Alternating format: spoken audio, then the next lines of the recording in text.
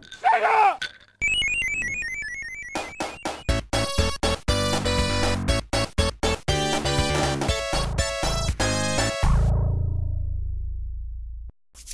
All right, it's time for some more Sonic Draw-Thru and the new Draw-Thru formats. Hopefully you're enjoying the art going on right here.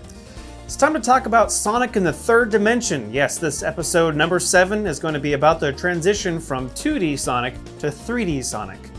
Now, I was originally going to start this whole Sonic 3D transition thing by talking about Sonic the Fighters, or Sonic Championship here in the United States, because apparently fighting is too violent for us. But that one felt like it wasn't going to be enough on its own to talk about, so I was going to lump it in with the topic of next episode. So I decided to go with a game that pioneered 3D in the more traditional Sonic sense, like Sonic goes from stage 1 to stage whatever, beat up Dr. Robotnik a bunch of times, and then gets the Chaos Emeralds and wins, that kind of thing. So that leads us to Sonic 3D Blast.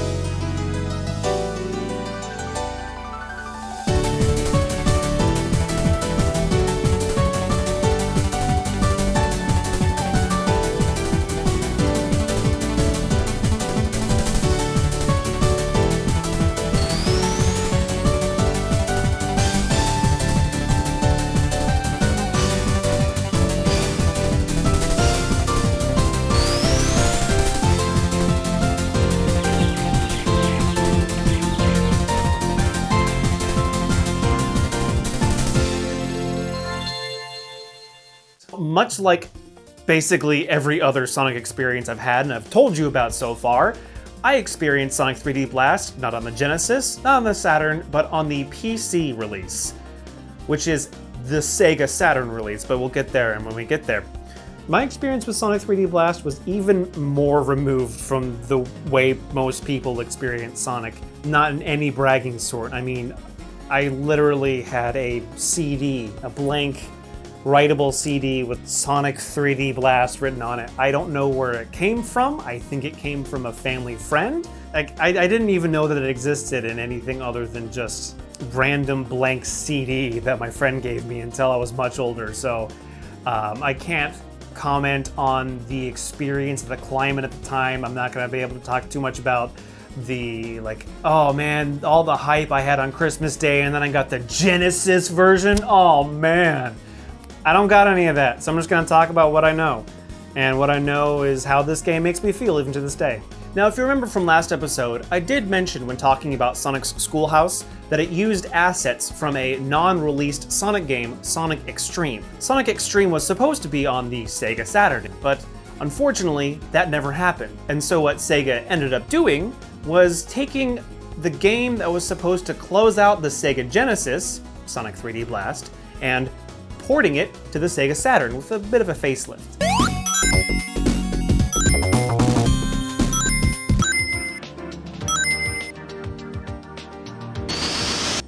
Now, it's a little unfair to compare this Genesis version right next to the Saturn version because we're talking about a massive improvement in hardware.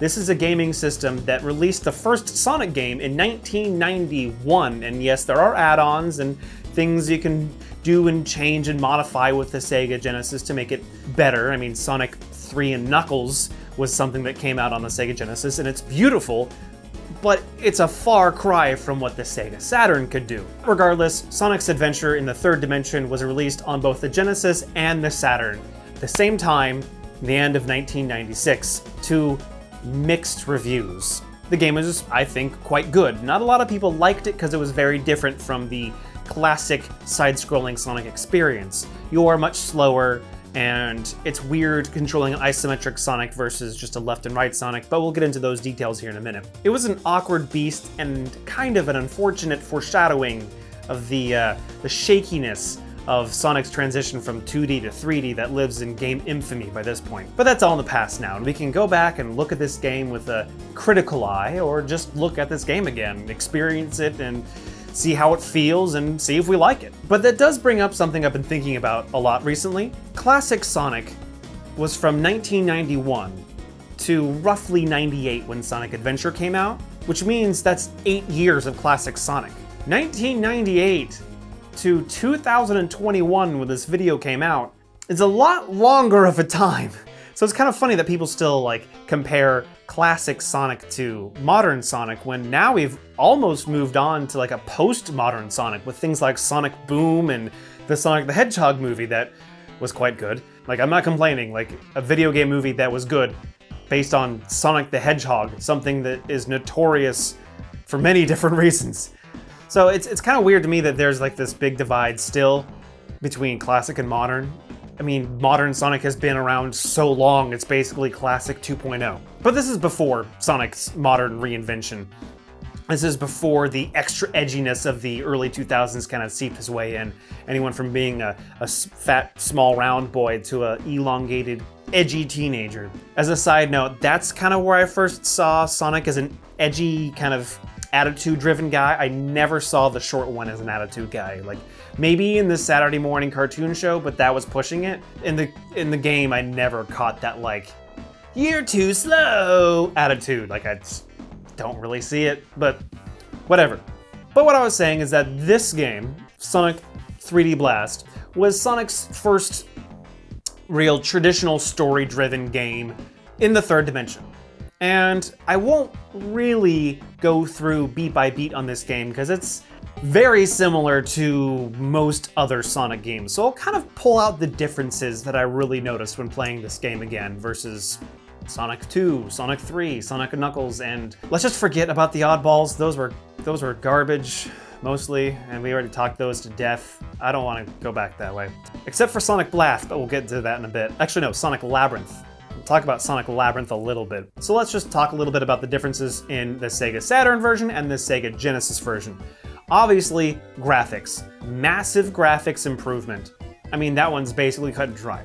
One thing I did notice when revisiting this game, I usually start off by finding the soundtrack. I don't know why, but when I revisit a game, I like to listen to the soundtrack again to kind of like get in the mode, get in the zone, reconnect the feeling of the game. Because for me, a big part of a spirit of the game is its soundtrack. And so when I was revisiting it, I found the Genesis soundtrack, and I was like, has it been that long since I've played Sonic 3D Blast that I don't even remember the music? I was very confused, to say the least. But just like with Sonic CD and Sonic 3 and Knuckles, there is a separate soundtrack to this one as well, between the Genesis and the Sega Saturn one. Yet again, another Sonic game that I grew up with in my childhood, only to later find out that I was listening to music that not everyone else listened to. I was just very confused. I have something to say about the two different soundtracks. The graphics, whatever, you know, like new software, new hardware, better graphics, sure, fine. As long as the game basically plays the same, just with a facelift. I don't really have much to say about the graphics.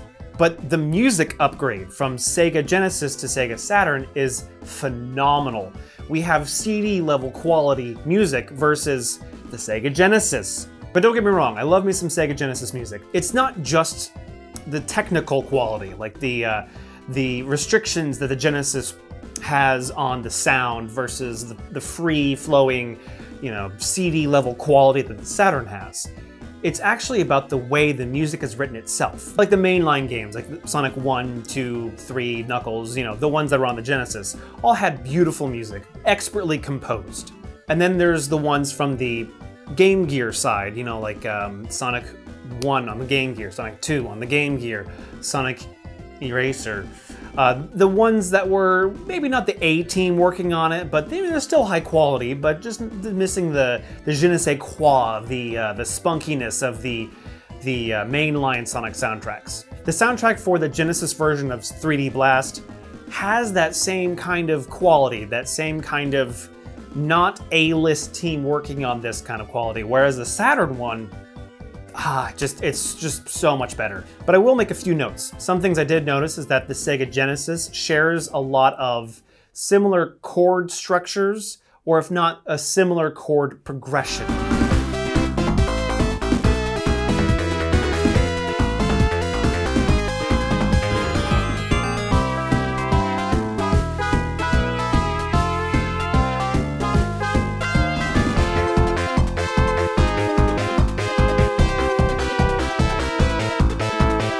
It's general music stuff, like good music theory. I strongly suggest you listen to some of the tracks between the Genesis and the Saturn. Primarily, Rusty Ruins.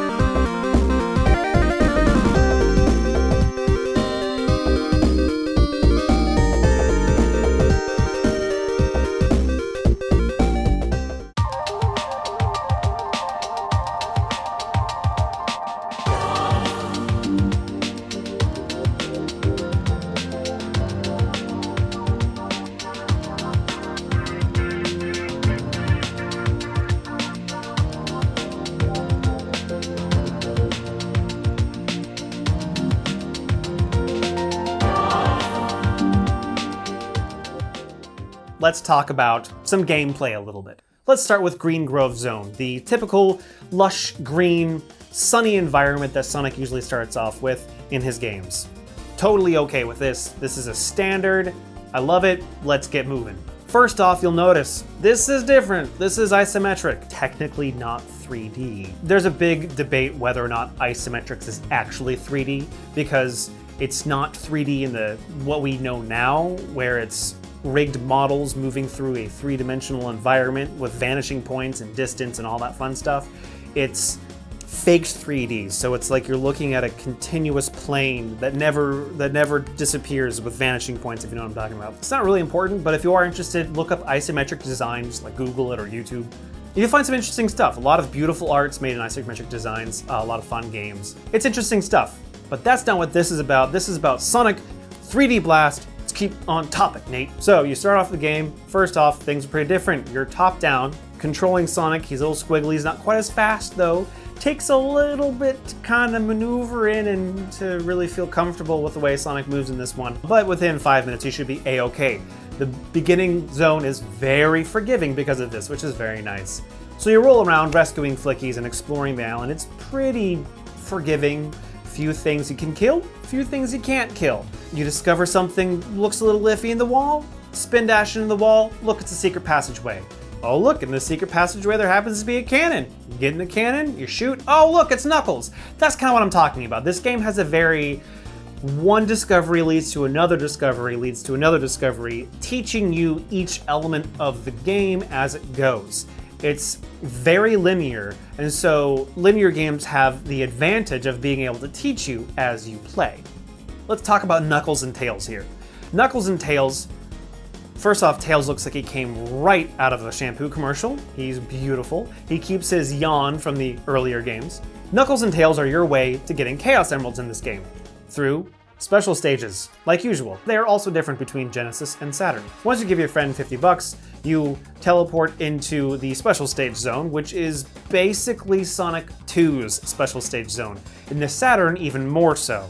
There's not really too much of a difference, and they don't really matter, as the Chaos Emeralds don't turn you super in Sonic 3D. I imagine it was a bit too awkward to figure out how that could work, although there are invincibility boxes, so I feel like they kind of let us down on that one. Once you return to the real world, all your rings are gone, but all the rings that were on the level have returned. So again, pretty forgiving.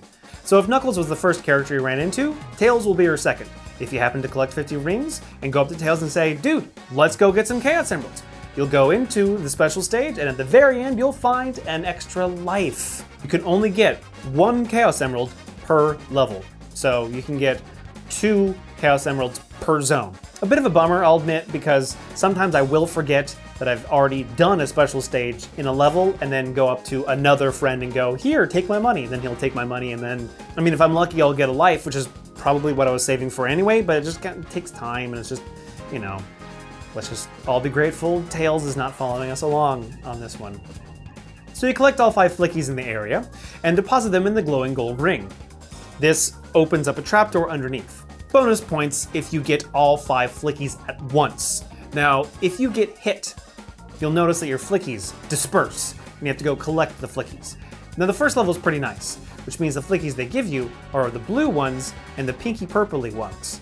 The blue ones will follow you if they get lost. The pink ones will just kind of move around, they won't do anything. But the red ones bounce around, which is incredibly hard to reacquire, and the green ones just say, screw you, I'm gonna go this way. They will literally look for danger. Once you've collected and deposited your Flickies, you are now allowed access to the next area of this level. Rinse and repeat. At the very end, you'll see an X on the floor instead of a trapdoor, which means you get to finish the level. Go on to level 2.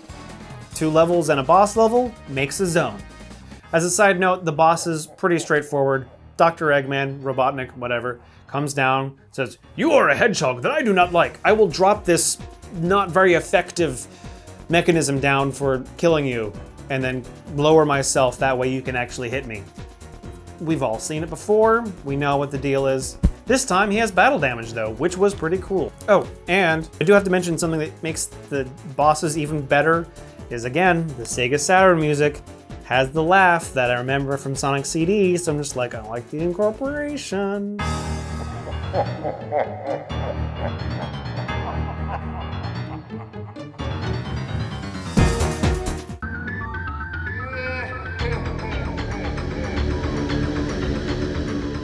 So with that out of the way, Rusty Ruin is next. My favorite zone of this entire game. Oh, bonus points for Sonic 3D Blast. The honing attack that Sonic uses in the modern games, turns out that came from when you acquire a gold shield in Sonic 3D Blast. You can do that. Double jump, hone right into the nearest enemy. I had no idea. So just thought that was cool and wanted to share. But there's a moment in Rusty Ruins, to go back to what I was talking about. There's a moment in Rusty Ruins where you acquire a red shield and then are immediately placed right in front of a flamethrower device on a wall.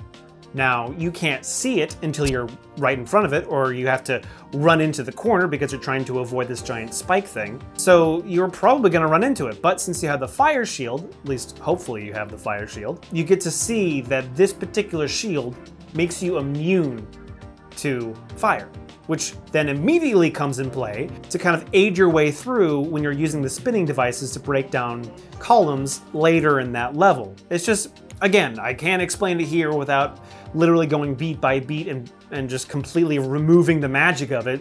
Try to go experience it for yourself. It's worth it. It's a fun game. But the rest of the game follows a very predictable Sonic game structure. Zone 1, palm trees. Zone 2, something that's not quite as palm tree-y. You have your Carnival Zone, which, by the way, if we're gonna talk about music, Spring Stadium Zone, it's hilarious. I love it.